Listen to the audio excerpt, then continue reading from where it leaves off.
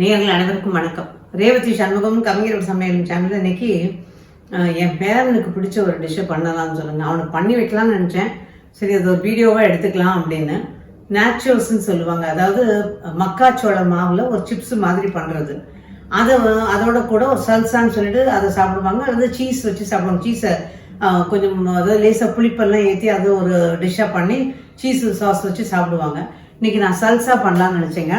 இதுக்கு பார்த்தீங்கன்னா, இந்த சல்சாவுக்கு நான் ஒரு பெரிய தக்காளி, ஒரு வெங்காயம், ஒரு பச்சை மிளகாய். இதில் பூண்டு பிடிக்கும்னு நினச்சிங்கன்னா பூண்டையும் சொருகி வச்சுக்கலாம். இந்த திருஷ்டிக்கு தொங்க விடுற மாதிரி சொருகி வச்சுட்டு நிற்கிறேன். இதை இந்த பக்கம் வச்சிடுறேன். அடுப்பில் சூடு கொஞ்சம், இது வெறும் கடாயில் வறுக்கிறது வறுக்கலாம், பட் சூடு பண்ணும்போது அது ஒரு மாதிரி நல்லா இருக்கு ஃப்ளேவர். அதனால் இது ஒரு பக்கம் ஆகட்டும். இந்த பக்கம் பார்த்தீங்கன்னா மக்காச்சோள மாவு மஞ்சள் இருக்குது பாருங்க. இது நான் கடையில் வாங்கின மாவு தாங்க. அதில் ஒரு கப்பு எடுத்துக்கிட்டேன். இப்போ இந்த கப்பால் ஒரு கப்பு மக்காச்சோள மாவு, நீங்கள் எந்த கப்பில் அளந்துக்கிட்டாலும் அந்த மாவு, அதோட கூட இதுக்கு அரை கப்பு அளவுக்கு, எந்த கப்பில் மக்காச்சோள மாவு ஒரு கப்பு அளக்குறீங்களோ அதில் அரை கப்பு கோதுமை மாவு, அதையும் அளந்துக்கு எடுத்து ஒன்றா போட்டு வச்சிடுறேன். இந்த மாவு பிசையணும், அது பிசையும் போய் பார்க்கலாம். இதை முதல்ல சுட்டு எடுத்துக்கலாம். இது ஓரளவு கொஞ்சம் நல்லா சுட்டு, ரொம்ப அப்படியே சுடணுங்கிறதுங்க, லேசாக கொஞ்சம் நல்லா சுட்டு எடுத்துடலாம். தக்காளி டக்குன்னு உங்களுக்கு சுட்டுடும், பச்சை மிளகாயும் தக்காளியும்.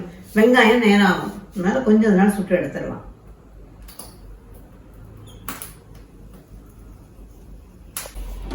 பச்சை மிளகாயும் சுட்டாச்சு, அதை எடுத்துடலாம். இப்போ வெங்காயம், தக்காளியும் ஓரளவு சுட்டுடுச்சு. இப்போ வெங்காயத்தை ஓரளவு சுட்டுடலாம்.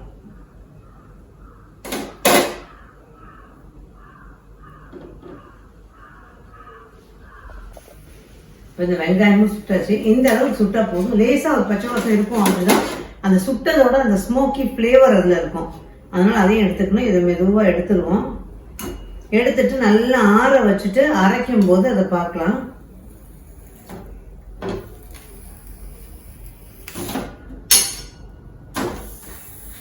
அவ்வளோதான்.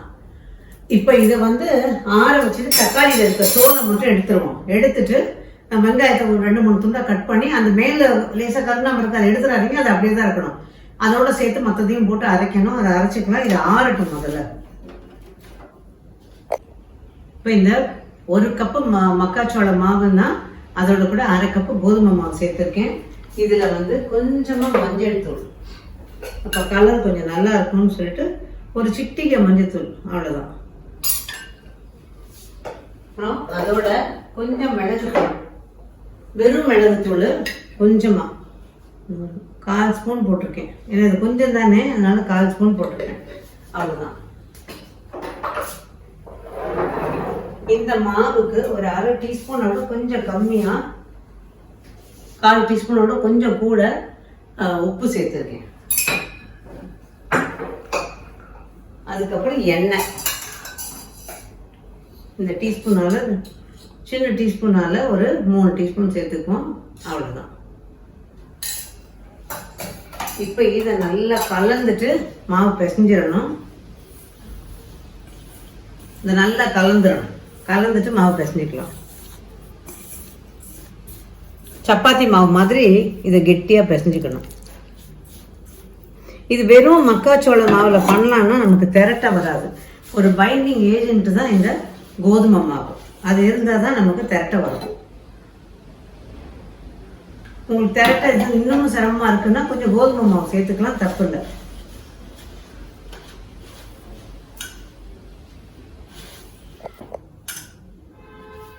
இதை மாவு பிசைஞ்சாச்சு பாருங்க, அவ்வளோதான்.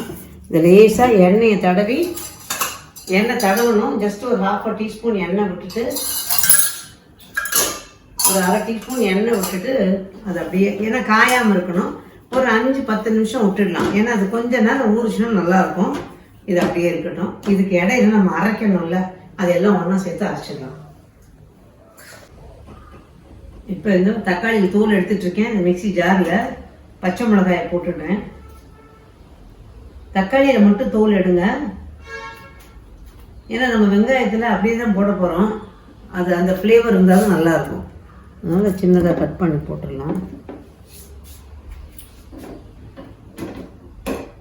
இந்த தக்காளியோட காம்பு பகுதி என்ன வேலை இருந்தாலும் அதை நறுக்கி எடுத்துருங்க. அது வந்து பித்தத்தை தூண்டும்னு சொல்லுவாங்க பெரியவங்க. அவ்வளோதான். ஓகே, இப்போ வெங்காயத்தை அப்படியே கட் பண்ணி போட்டுக்கலாம்.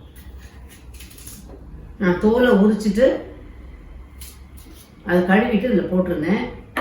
அது அப்படி தான் சுட்டிருக்கோம், அதனால நம்ம அப்படியே போட்டுக்கலாம். அந்த மேலே இருக்க அந்த கருப்பு இதெல்லாம் எடுக்க வேண்டாம். என்னன்னா அது ஒரு ஃப்ளேவர் கொடுக்கும் நல்லா.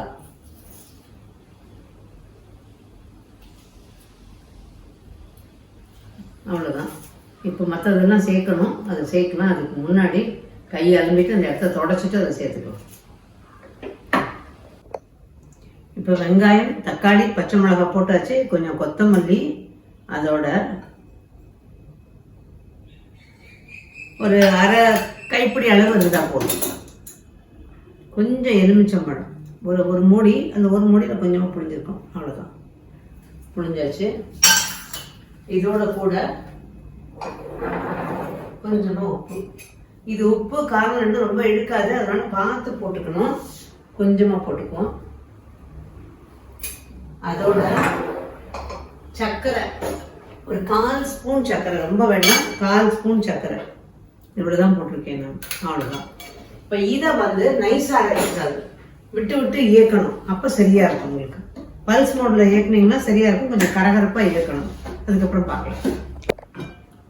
இப்போ இது ரெடி ஆயிடுச்சு. இதில் ஒரே ஒரு விஷயம் விட்டு போயிடுச்சு நான் சொல்கிறதுக்கு. அப்புறம் நான் சேர்த்துட்டேன். இதில் ஒரு 1/4 ஸ்பூன் இல்லை 1/2 ஸ்பூன் மிளகாய்த்தூள், தனி மிளகாய்த்தூள். அதை கொஞ்சோண்டு இதில் சேர்த்துக்கோங்க. அவ்வளோதான், சல்சா ரெடி ஆயாச்சு. இனி அடுத்து நம்ம வந்து அந்த நேச்சோஸ்ன்னு சொல்கிற சோள மாவு சிப்ஸ் அது எப்படி பண்ணுறதுன்னு பார்க்கலாம். இப்போ இதை திரட்டிடலாம். கொஞ்சம் மாவு எடுத்துக்கலாம்.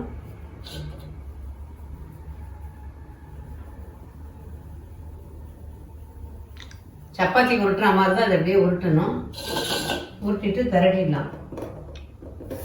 ரொம்ப மெல்லிசா திரட்டாம கொஞ்சம் ஒரு துளி கனமா.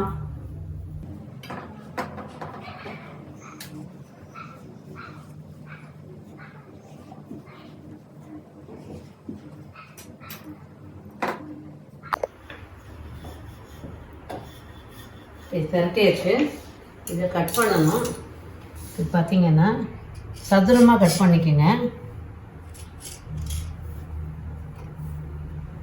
இது மற்ற மாவோட சேர்த்துக்கலாம். திரும்ப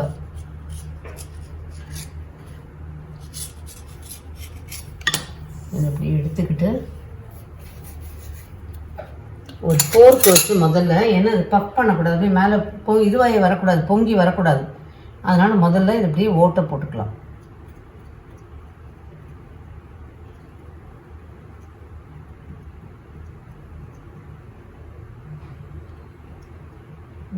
இது முழுக்க வர மாதிரி ஓட்டை போட்டுடுங்க. கொஞ்சம் ஓரளவுக்கு கொஞ்சம் நெருக்கமாகவே.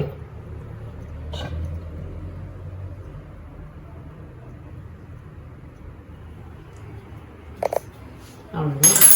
இப்போ இதை வந்து நம்ம நடுவில் கரெக்டாக நடுவில் நறுக்கிக்கணும்.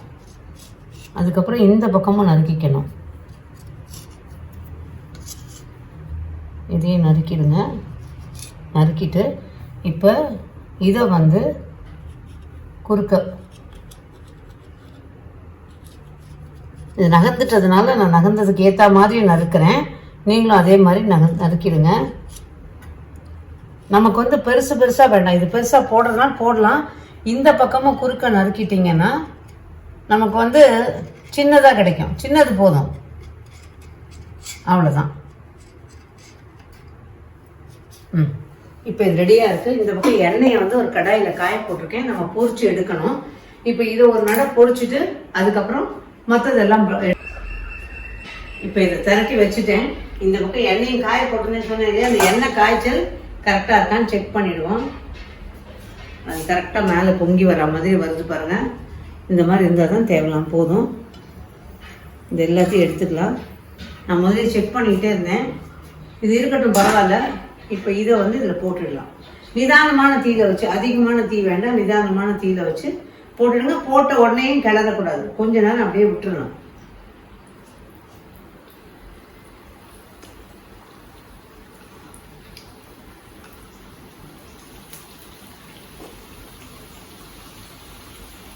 அவ்வளோதான். இப்போ நிதானமான தீயில அது வேக விடணும். நல்ல சிப்ஸ் மாதிரி அந்த ஈர பசை இல்லாமல் அது வெந்து எடுக்கணும். அப்போ தான் அந்த முறுமுறுப்பு கிடைக்கும். நல்லா வேகட்டும். இப்போ பாருங்கள், நல்லா மேலே மிதந்து வேகுது பாருங்கள்.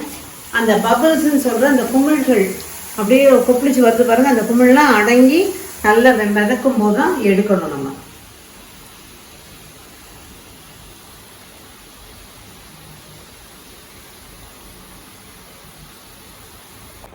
இப்போ பாருங்கள், இது நல்லா மிதந்துக்கிட்டு இருக்கு.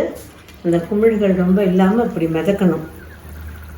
இந்த ஸ்டேஜில் நம்ம எடுத்துடணும். இதை நான் கொஞ்சம் அதை எடுக்கிறதுக்கு இது பண்ணுறதுனால கொஞ்சம் ஒரு துளி நிறம் மாறி இருக்குது. இது கொஞ்சம் முன்னாடி பார்த்து நீங்கள் எடுத்துட்டா போதும். அதுக்கு இது சத்தம் அடங்கின உடனேயே, சத்தம் அடங்கணும்னு சொல்லுவாங்க, அந்த சத்தம் அடங்கின உடனே எடுத்துட்டிங்கன்னா சரியாக இருக்கும்.